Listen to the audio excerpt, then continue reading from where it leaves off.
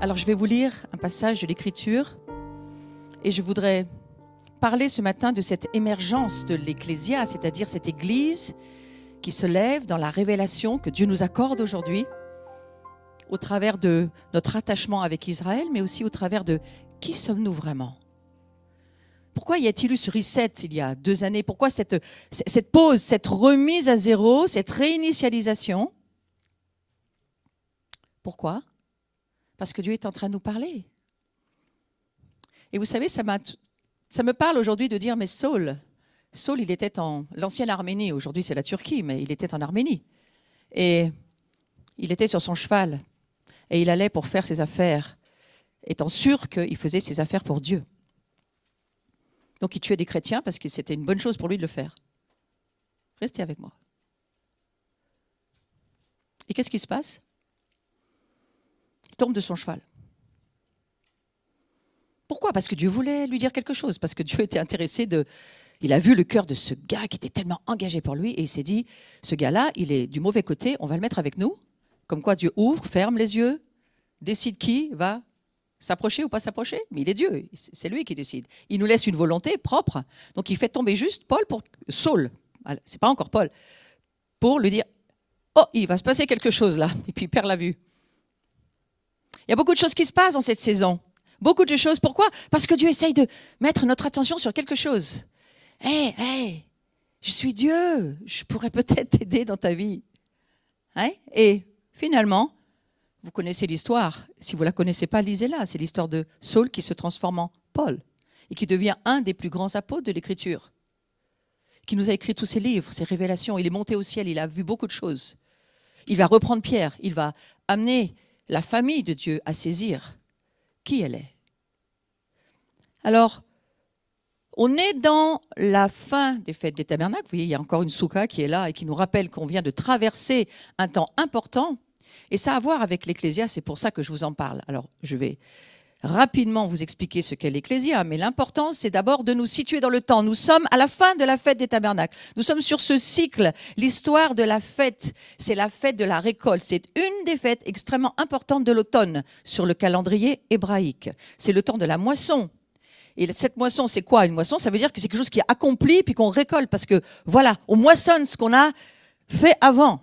Et au fond, c'est ce côté prophétique de la fête de Soukhot. La fête de Soukhot, c'est la fête des tabernacles, la fête des cabanes, cette fameuse soukha qui est là. Et on a eu beaucoup d'explications durant cette journée d'hier et de vendredi soir, où les frères messianiques nous ont expliqué pourquoi une soukha comme ça, qu'est-ce que ça veut dire ? Soukha, c'est la tente, c'est les cabanes, et Dieu veut marquer ce temps à l'automne, au temps de la récolte. Là, les familles de la terre, écoutez-moi, il y a quelque chose d'important. Cette fête de Soukhot, il s'agit de la moisson. Mais la moisson de quoi pour nous ? On n'est plus dans les champs et on n'est plus en train de travailler l'agriculture. Et même parce que Dieu a un projet, il veut toucher toutes les familles de la terre pour que chacun puisse faire son choix de vouloir Dieu. Ça s'appelle la moisson. Donc il y a une moisson d'âmes qui ne sont pas encore sauvées sur la terre. Et Dieu est en train de faire quoi pour le moment ? Pourtant, il est en train de remuer son ecclésia. Il est en train de remuer son église, en train de lui dire, écoute, je vais un peu t'expliquer. Voilà qui je suis, comment tu pourrais peut-être voir les choses vis-à-vis de toi. Si tu me vois, tu vas te voir. Hein ? Et puis en comprenant qui je suis, tu vas comprendre qui tu es. Puisque nous sommes le corps du Messie. Si nous comprenons qui est le Messie, nous comprenons qui nous sommes. Il est la tête, nous sommes son corps, c'est la même chose. Hein ? Et à partir de là, ça va nous aider. Hein ? Alors, au fond, il est en train de nous dire, il s'agit de ma famille sur la terre, toute la terre est à moi j'ai créé l'humanité entière, mais maintenant j'ai choisi un peuple, Israël, et puis ensuite, j'ai bouché les yeux d'Israël pour que les nations puissent prendre un relais. Aujourd'hui, le temps des nations s'arrête, mais on a quand même été 2000 ans à être avec la parole de Dieu enseignée par Dieu. On a fait du mieux qu'on pouvait. En tous les cas, aujourd'hui, le temps d'Israël est en train de revenir, mais se raccroche à nous, l'Église, l'Ecclésia. Et quelque part, Dieu est en train de dire, moi, j'ai plein de gens encore à sauver. Et comme je vous ai choisi pour être mes serviteurs, je vous secoue. Je secoue mon sacerdoce. Hein ? Nous sommes un royaume de prêtres. Une sacrificature pour Dieu. Il l'a dit à Israël, il l'a dit à l'Église. Les textes sont dans Pierre, mais aussi dans l'Apocalypse. Vous êtes pour moi mon royaume. Vous êtes mon royaume. Et il est en train de dire, mais tu te dis chrétien, alors comprends que tu es mon royaume. Jésus n'a jamais fait la promotion de l'évangile de l'Église. Il a fait la promotion de l'évangile du royaume. Et donc, nous sommes ce royaume de prêtres. Et maintenant, il nous dit, est-ce que vous voulez bien être mes prêtres? Pas vos prêtres à vous, faire ce que vous voulez, mais mes prêtres à moi. Donc, l'Ecclésia, c'est ça. C'est une église qui prend conscience de qui elle est et de ce que Dieu lui demande d'être. Alors, certains sont un peu secoués, certains sont carrément, tombent de leur cheval, d'autres ont les yeux qui s'ouvrent, mais il y a quelque chose qui se passe. Pourquoi? Parce que par amour. C'est par amour. Dieu est en train de nous dire, j'ai besoin de vous pour gagner ma terre et retrouver ma famille. Je ne peux pas le faire tout seul. Je suis au ciel, Jésus est au ciel, mais j'ai mis un corps qui doit travailler pour nous. Et le corps, c'est vous. Est-ce que vous voulez bien faire quelque chose? Donc ça, c'est un des mandats de nous, la communauté a pris. C'est d'aller sur les routes, mais aussi d'aller sur les routes spirituelles, pas que sur les routes terrestres, et de prier et d'être l'intercession pour Dieu, pour que le monde sache que Dieu nous aime et qu'il veut retrouver toute sa famille. Donc la fête de Sukkot, cette fête des tabernacles qui vient de se terminer, nous sommes dans le 9e jour là, hein, et elle dure 7 jours. Mais dans la diaspora, c'est-à-dire dans on va dire la famille messianique qui est hors de Jérusalem, hors d'Israël, pas de Jérusalem, d'Israël, eh bien, elle dure encore quelques jours. Alors je demandais au frère hier, Marc Blancou, frère messianique, juif, qui s'y connaît très bien sur toutes ces histoires, et je lui dis, est-ce qu'on doit défaire la soukha dès hier? Non, il me dit, dans la diaspora, ça dure encore quelques jours. Oh, le frère qui avait construit la soukha dit, tant mieux, elle va encore durer 2-3 jours. C'était quand même du travail de la faire. Mais vous voyez, qu'est-ce qui se passe? Il se passe que, c'est quoi une soukha? C'est une tente. Une tente, c'est quoi? Mais c'est quelque chose qui se déplace facilement, qui est fragile. Vous voyez, c'est du tissu tout autour. Donc ce tissu, bien, ça semble vraiment pas très solide. Et pourquoi Dieu a choisi ça pour venir dans cette soukha? Alors, on va lire d'abord un premier verset dans 1 Pierre. On va lire 1 Pierre, je crois que c'est ça que je t'ai mis. Non, on va oui, d'accord. Alors, bon, allons sur Zacharie 14. Allons-y. Zacharie 14, et on va voir ce que cela signifie. Pourquoi je vous parle de cette fête des tabernacles? Parce que c'est le calendrier biblique. Pourquoi je vous parle de la soukha? Parce que ça nous parle du fait que Dieu nous dit ceci, et on va le lire. Il arriva en ce jour-là que des eaux vives sortiront de Jérusalem. La moitié vers la mer orientale et la moitié vers la mer d'Occident, et cela aura lieu été et hiver. C'est quelque chose qui va durer. Hein. Et l'Éternel sera roi sur toute la terre. Retenez ça. Et en ce jour-là, il y aura un Éternel et son nom sera le nom unique. Le prophète Zacharie, voilà ce qu'il entend. Il déclare qu'un jour, on n'y est encore pas complètement, mais on est en train d'aller. Un jour viendra où le roi, le Seigneur, régnera à partir de Jérusalem, c'est-à-dire du trône de David. Là où David avait son trône, c'est là où Jésus va régner. Donc on est absolument sûr que c'est à Jérusalem. Hein. Et à partir de là, son règne s'étendra, on l'a lu, pour toujours. Où? Sur toute la terre. On est concerné. Donc voilà, Zacharie pose cette parole et dit, vous êtes au courant, qui que vous soyez, croyant quelle confession, que soit votre confession, quelle qu'elle soit, vous êtes au courant. Il revient sur la terre, il revient sur le trône à Jérusalem, c'est le Messie, et il le dit, des eaux vives sortiront de nous, dans le Nouveau Testament, on lit quoi? Des eaux vives sortiront de son sein. Là, c'est Jérusalem. Donc, si vous connaissez le Nouveau Testament, vous savez que Zacharie sera repris par Jésus lui-même. Des fleuves d'eau vive sortiront. Et c'est la fête des tabernacles où Jésus va dire dans Jean 7, 37, il va dire, il y a des eaux vives qui vont sortir de votre sein. Des eaux vives, c'est la vie, la parole de Dieu, c'est le royaume, c'est la présence de Dieu. Voilà, tout ça. Hein. Et depuis toujours, ça a été le plan de rédemption de Dieu. Et ce plan divin, c'était en mouvement. Il était en mouvement depuis la fondation du monde. Et on va lire 1 Pierre 1,20, parce que je veux vous le prouver par la parole de Dieu. Je ne vous raconte pas mes opinions. Je vous lis ce que dit la parole de Dieu. Donc 1 Pierre 1,20 dit ceci. Prédestiné avant la création du monde, il a été révélé dans les derniers temps à cause de vous. C'est nous dans les derniers temps. On y est dans les derniers temps. Hein, à cause de nous. Par lui, verset 21, vous croyez en Dieu qu'il a ressuscité et lui a donné la gloire, de sorte que votre foi et votre espérance reposent sur Dieu. Mais moi, ce qui m'intéresse, c'est le premier verset. Ouais. C'est prédestiné avant la création du monde. Vous pouvez me dire quand ça se passe, ça? Avant la création du monde. Je ne sais pas, je ne comprends pas. Mais c'est là où ça se passe. Voilà ce qui est prédestiné. Et le verset d'avant, par le sang précieux de Christ. C'est toute l'histoire de Christ qui vient, le Messie, et qui va venir régner à Jérusalem. Ça, c'était prédestiné avant la fondation du monde. Il n'est pas venu sauver la situation, Jésus. Non, il était déjà au courant de tout ce qui allait se passer. Et il avait déjà prévu un plan de rédemption pour l'humanité. Je trouve que c'est très rassurant pour nous tous ici de savoir ça. Et puis, nous allons lire aussi Éphésiens, chapitre 1, verset 4.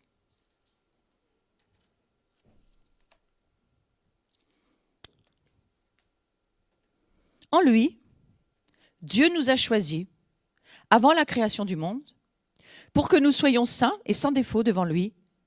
Dans son amour, il nous a prédestinés à être ses enfants adoptifs par Jésus-Christ. C'est ce qu'il a voulu dans sa bienveillance pour que nous célébrions la gloire de sa grâce, ce qu'on a fait ce matin. On célèbre la gloire de sa grâce, dont il nous a comblés dans le bien-aimé.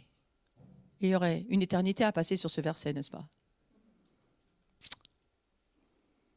Il nous a choisis en Christ. Mais il nous aime.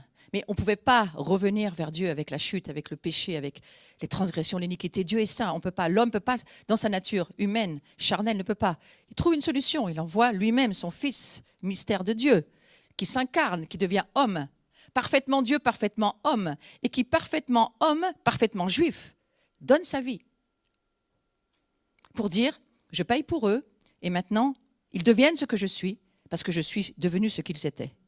Et l'échange de la croix, c'est ça. Est-ce que tu peux saisir ce matin le mystère de la tente que tu es pour Dieu, puisque tu es le temple de Dieu, tu es la demeure de Dieu, tu es la soukha de Dieu. Ça ressemble à ça, ce que nous sommes. Hein? C'est symbolique, bien sûr. Hein? Quelque chose de fragile, qui tombe facilement, qui tombe malade, qui a des soucis, qui est fragile, mais Dieu nous tient en vie. C'est un miracle déjà, avec tous ces microbes qui circulent, pour ne pas dire virus. Nous sommes toujours là en vie, nous sommes vivants. Et c'est Dieu qui nous couvre de sa présence. Alors, ces trois fêtes, je parle des fêtes on parle de Pâques, Pâques c'est Pessah, la Pentecôte c'est Shavuot en hébreu, et puis Sukkot, la fête des tabernacles. Ces trois fêtes, on ne peut pas les séparer, parce que c'est l'histoire du plan de rédemption de Dieu. Alors moi, je ne suis pas là pour parler des trois fêtes, mais je suis là pour vous donner tout petit éclairage sur cette histoire de l'émergence de l'Ecclésia, c'est-à-dire, qu'est-ce que tu es en train de nous dire? Il est en train de nous dire, oh mon Église, c'est bien, vous avez fait tout ce que vous pouviez faire, bon, ok, mais maintenant, il faut savoir une chose, c'est pas vous qui faites, c'est moi. C'est pas vous qui êtes Dieu, c'est moi. C'est pas vous qui contrôlez les choses, c'est moi. Et il va falloir que, puisque vous êtes mes sacrificateurs, j'en sois vraiment sûr, parce que je voudrais quand même que vous puissiez faire ce que je vous demande. Que ta volonté soit faite, laquelle? Celle de Dieu. Hein? Sur la terre comme au ciel. Mais il faut qu'elle soit faite sur la terre. Or, Dieu, il n'a pas de main, il n'a pas de bras, il n'a pas de jambes sur la terre. Il a décidé de rester au ciel. Pourquoi? Mais parce qu'il ne contrôle pas, finalement. Il a proposé un plan, mais il ne le contrôle pas. Nous qui devons, écoute Israël, écoute l'Église, écoute mon épouse, écoute mon Église. Et écouter en hébreu, ça veut dire, c'est pas comme nous, on écoute et puis on va faire autre chose. En hébreu, écouter, ça veut dire j'obéis. Donc si nous obéissons à ce que nous entendons, si nous faisons ce que Dieu nous dit, nous faisons avancer le royaume de Dieu, le plan de rédemption de Dieu. Et Dieu, vous savez quoi? Il nous a dit, moi je veux retrouver ma famille. Alors déjà, comprenez que vous êtes ma famille, parce que ça, parfois, les grandes théologies d'Église ne nous expliquent pas qu'on est une famille. Il y a des ministères, il y a des disciples, il y a des leaders, Mais Dieu dit, moi je suis un père d'abord. Et j'ai besoin de voir mes enfants qui s'aiment, et j'ai besoin de trouver un lieu pour me trouver bien. Alors Dieu cherche des endroits où il pourrait bien aller. Et il nous dit ceci, et c'est important parce que la fête de Sukkot, elle est liée à ça. Elle est liée avec le cœur de Dieu pour toutes les nations, je vous en ai parlé, hein, c'est vraiment dans le texte de Zacharie. Est-ce qu'on a lu Zacharie 14, 16, 17 ? Alors on va le lire. Parce que Zacharie décrit une période de temps qui va suivre la venue du Messie pour régner à Jérusalem. Je vous ai dit tout à l'heure, Zacharie 14, versets 8 et 9, il sera roi sur la terre. Donc ça, on en est sûr, pour toujours, pour tout le monde, pour toute les nations, et il régnera depuis Jérusalem. Que vous soyez ou pas d'accord avec ça, c'est la Bible qui le dit. Après, tous les survivants de toutes les nations. C'est quand on lit le mot survivant, déjà, ça fait réfléchir. Dis donc, il y en a beaucoup qui sont morts. Tous les survivants de toutes les nations venus attaquer Jérusalem, y monteront chaque année pour adorer le roi, l'Éternel, le maître de l'univers, et pour célébrer la fête des... Non, laisse-le là. La fête des tabernacles. Ou la fête des tentes, c'est la même chose. Donc, Zacharie, il explique quelque chose. Il dit que, en fait, cette période de temps qui va suivre la venue du Messie, voilà ce qui va se passer. Toutes les nations vont être obligés d'aller à Jérusalem. Donc si vous êtes jamais allé en Israël, pleurez pas, vous allez y aller un jour. Ouais. Avec votre corps glorifié peut-être certainement, mais vous allez y aller un jour. Parce que tous les survivants de toutes les nations, donc tous ceux qui ne meurent pas puisque nous sommes en Jésus-Christ, et si nous sommes en Jésus-Christ, nous ne mourrons pas, nous nous endormons peut-être un temps, mais de toute façon nous vivons éternellement. Vous êtes déjà vivants dans l'éternité, vous me suivez?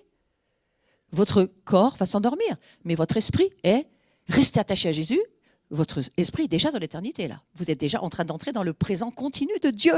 Donc ça, c'est formidable. Et sachez qu'on va avoir un petit job à faire régulièrement tous les ans. Il va falloir qu'on aille adorer l'Éternel à Jérusalem. C'est pas pour tout de suite, mais Zacharie dit, préparez-vous. Ayez envie d'y aller, parce que vous allez avoir à y aller. Parce que si vous y allez, il va pleuvoir sur votre nation, sur votre vie, sur ce que vous faites. Si vous n'y allez pas, je lis pas le texte, j'ai pas le temps, mais si vous n'y allez pas, vous n'allez pas avoir de pluie. Donc vous n'allez pas avoir de pluie, c'est vous vivez pas. Alors, là où je voudrais aller, de nouveau, c'est Dieu marque ce fait en disant que c'est son projet, pourquoi? Pour toute l'humanité entière.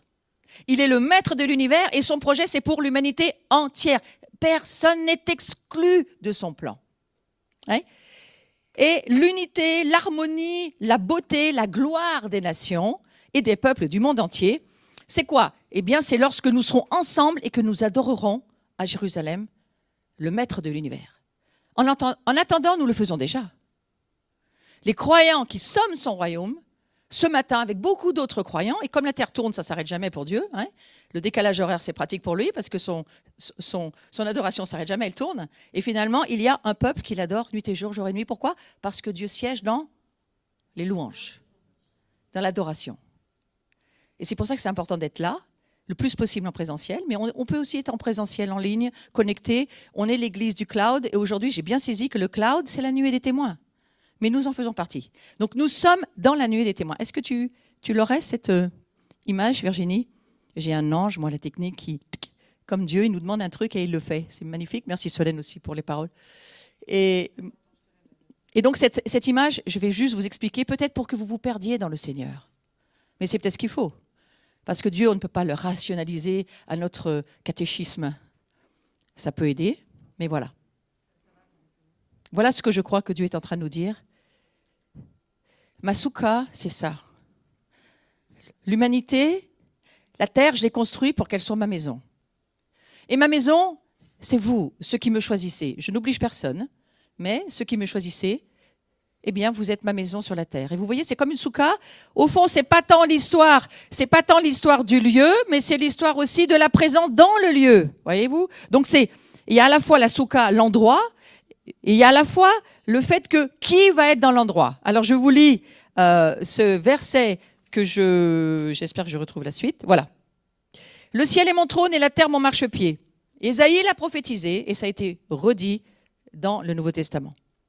Mais regardez cette image et écoutez ce que Dieu dit. Cette ecclésia, donc je vais vous l'expliquer, ecclésia, sortie de là où elle se trouvait. C'est un terme grec, mais qui parle vraiment du côté gouvernemental, de prendre des décisions, d'intercession. Ce n'est pas une église dans la liturgie, c'est une église qui est dans l'action et qui fait ce que Dieu lui demande de faire, qui écoute, c'est-à-dire qui obéit et qui fait ce que Dieu lui dit. Pour moi, l'ecclésia, ça a beaucoup à voir avec ça. Laissez-moi l'image, merci. Et il y a une attente ancienne. Il y a une très, très ancienne attente dans le cœur d'Ésaïe qui écrit Mais c'est Dieu qui parle. Donc il y a une très, très ancienne attente de Dieu. Je rappelle qu'il nous a pensé avant la fondation du monde. Donc c'est quand même très long.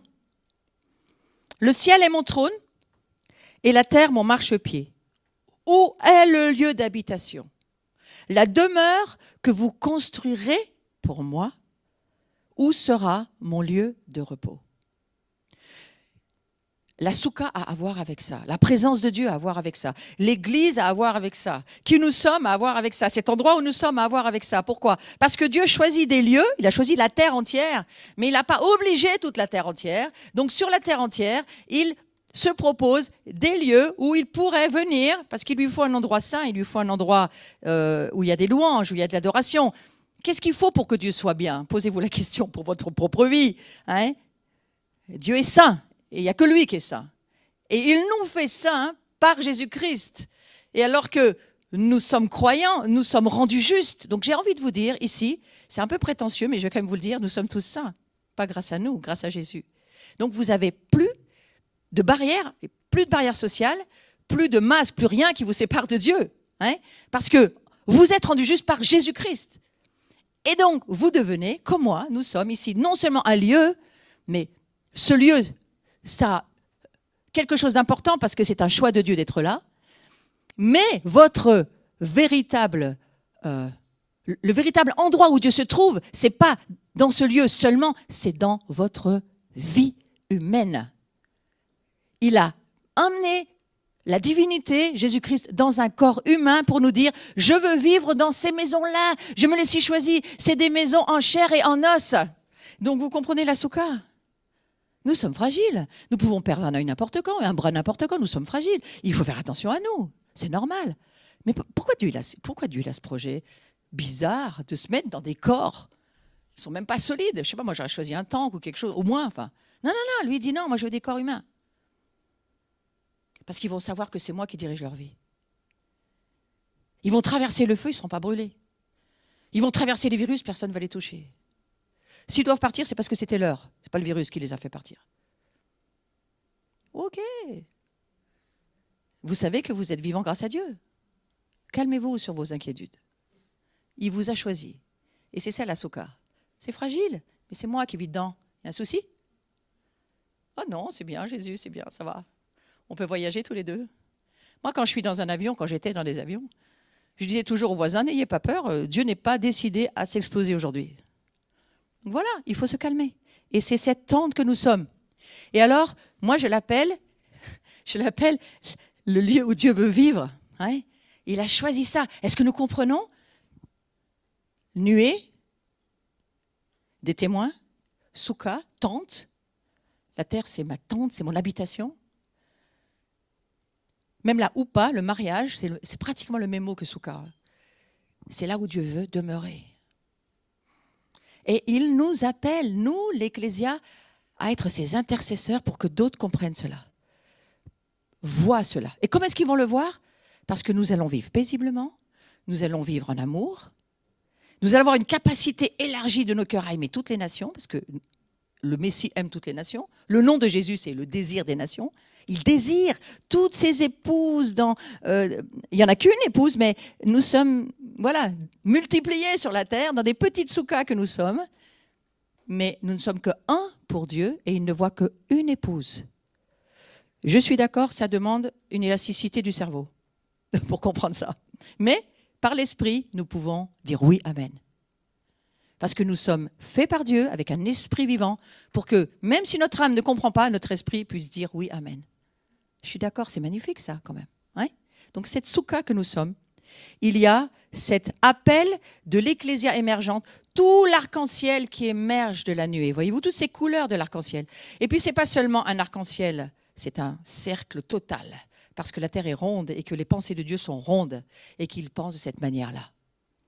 La nuée, d'une certaine manière, c'est nous. Et nous sommes avec la nuée des témoins au ciel. Nous sommes l'église du nuage. Les Anglais, c'est the cloud. The church of the cloud, l'église du nuage. Et nous, on dit bien aujourd'hui, ah, mais c'est sur le cloud. Mais le monde prophétise et on ne comprend pas. Vous qui êtes connectés, mais vous êtes l'église réelle. Et même si aujourd'hui nos corps ne peuvent pas se rencontrer, Paul a été souvent mis en prison, il louait, il adorait, et quelque part il était en communion avec les autres esprits des églises, et il n'y a rien qui le dérangeait sur le sujet. Donc il y a, je crois, un appel à la repentance, de dire Seigneur, je ne veux pas t'enfermer dans mes façons de voir ou ma théologie, mes doctrines, mais je veux juste m'ouvrir à me laisser enseigner par le peuple du livre. C'est quand même, les messianiques ont vraiment une révélation puissante parce qu'ils lisent la Bible en hébreu, pas nous. Donc il faut nous laisser être corrigés et nous allons être corrigés sur beaucoup de choses, croyez-moi. Et ça a bien commencé il y a longtemps. Hein. Et laissons-nous corriger. Et pour comprendre que cette soukha, c'est Dieu qui l'a choisi pour nous faire comprendre.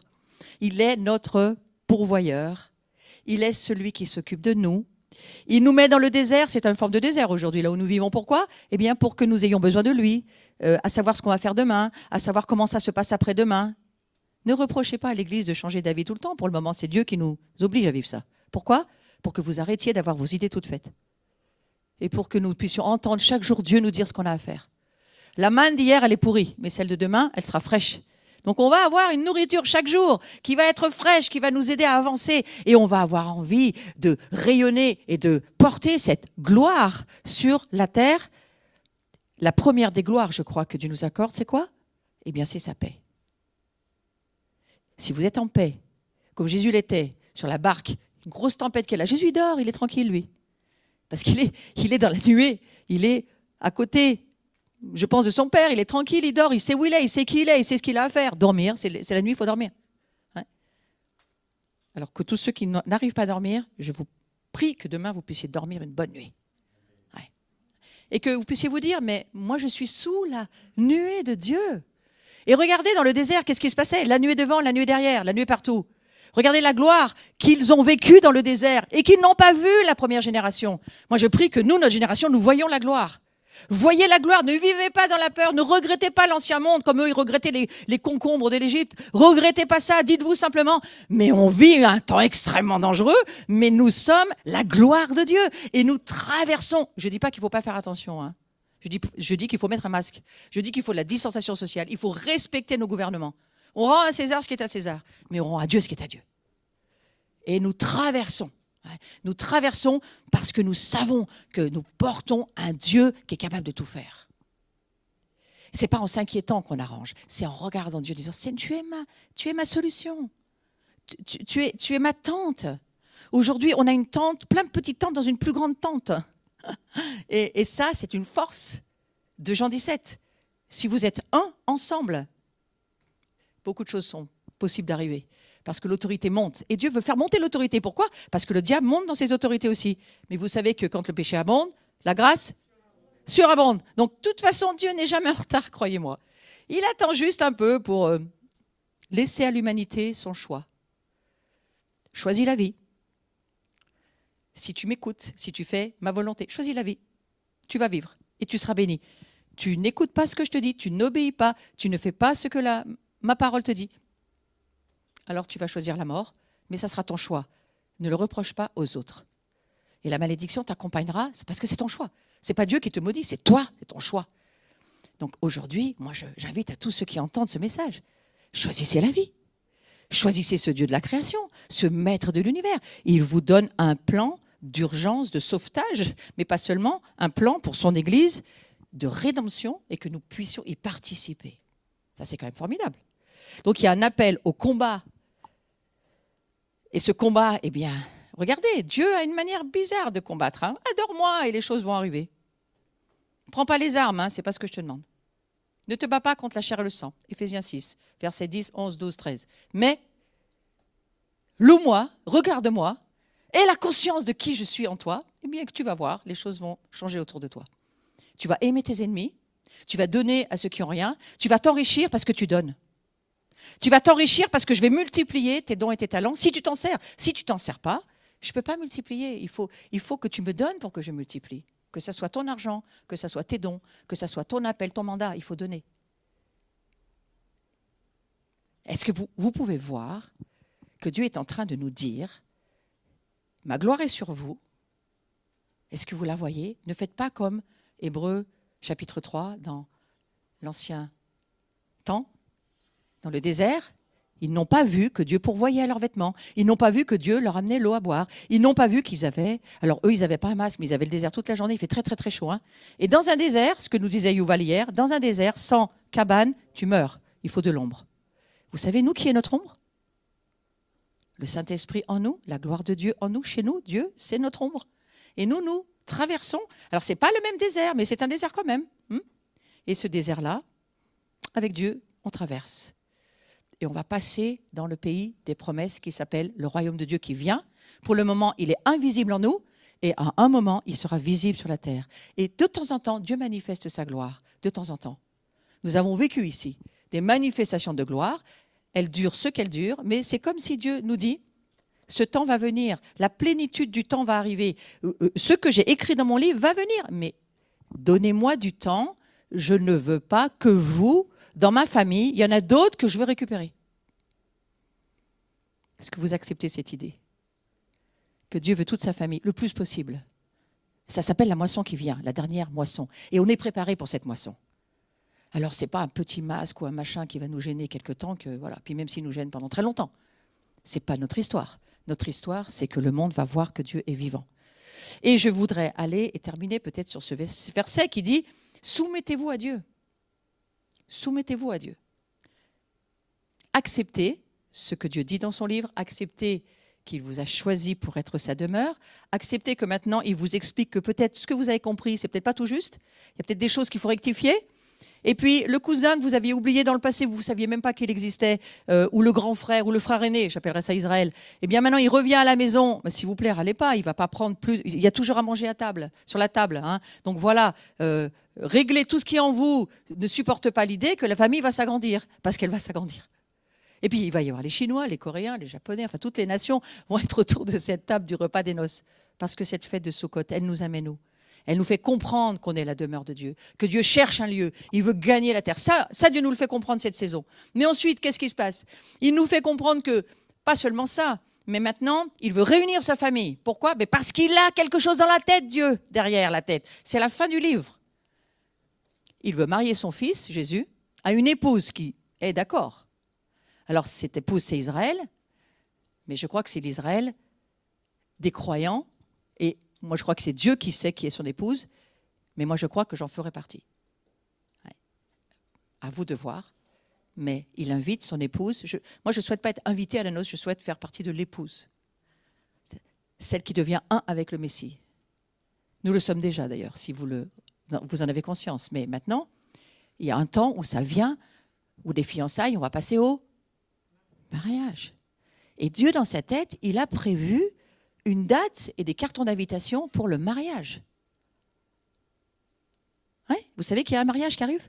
Le repas des noces de l'agneau, ça c'est la suite de la fête des tabernacles. C'est le 8e jour, c'était hier. Et nous, on est en anticipation de ce que Dieu nous fait comprendre, de ce qui va arriver dans l'avenir. Tu es chrétien pour vivre tout ça. Waouh! Tu n'es pas seulement chrétien pour que tes péchés soient pardonnés, hein?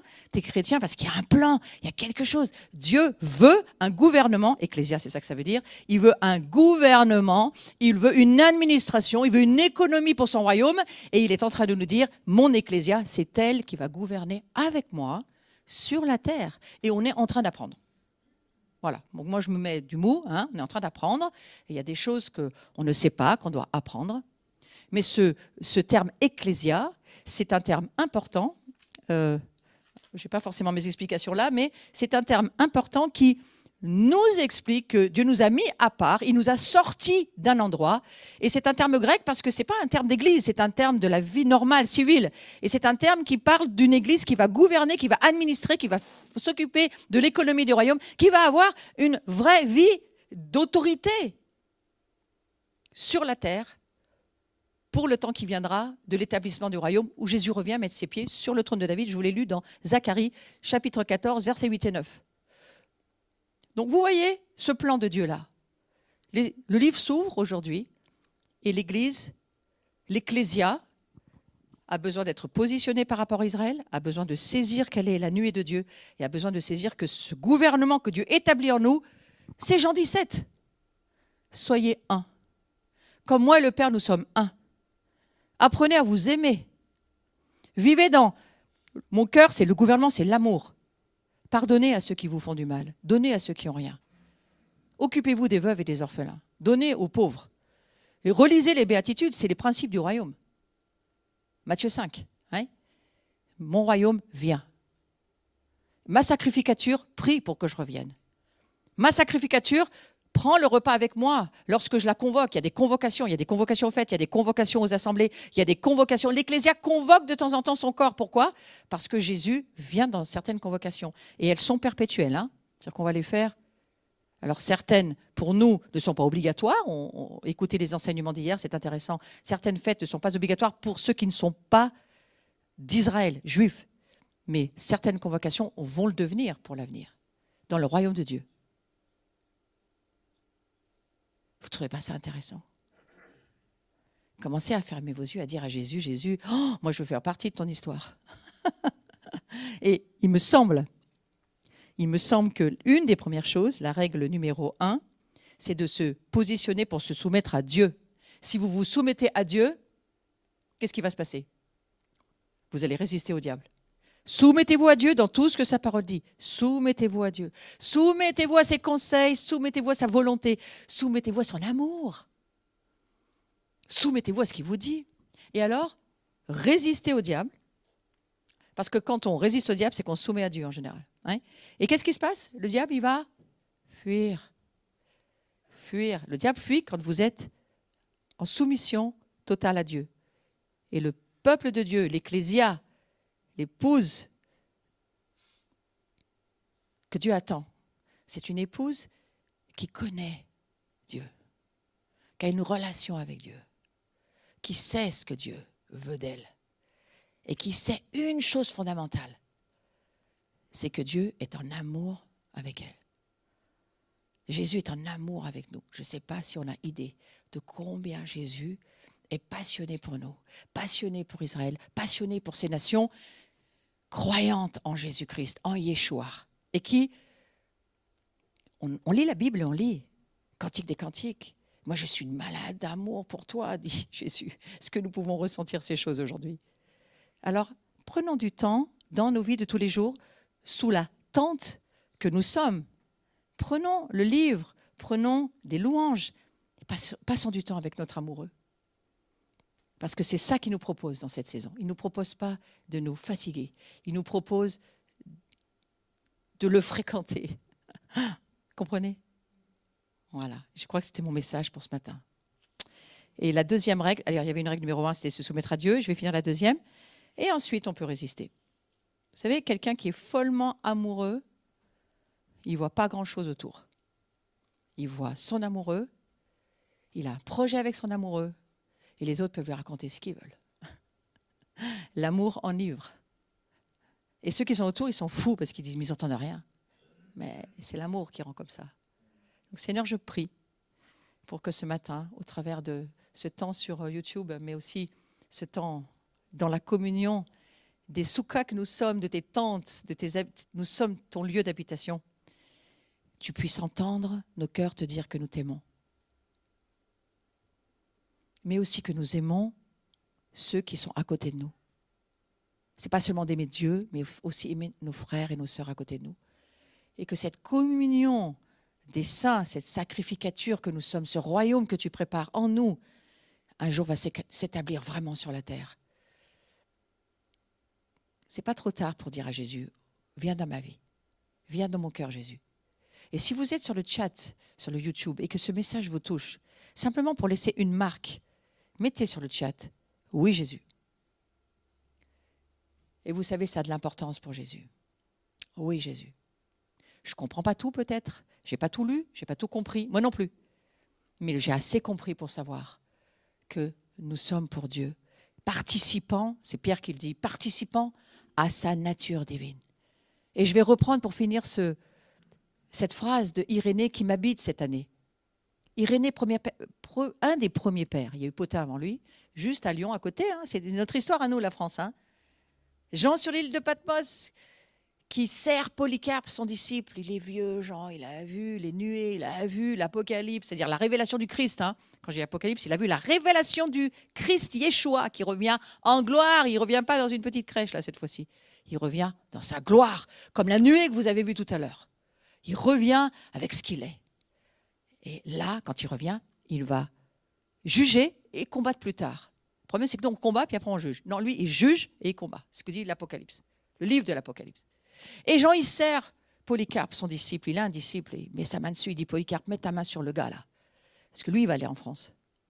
Il s'appelle Pothin. Et c'est le premier père de l'église de la chrétienté, Pothin.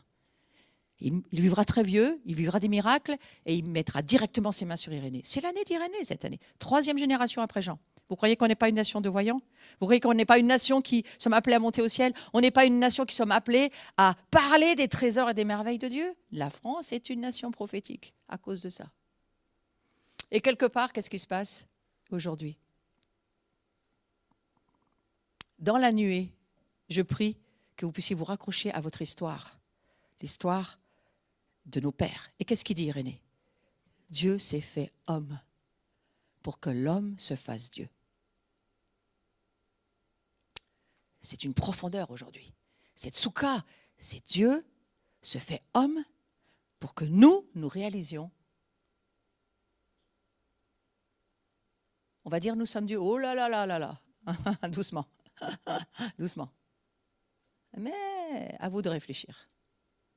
Mais Irénée l'a dit. Pour que l'homme se fasse Dieu.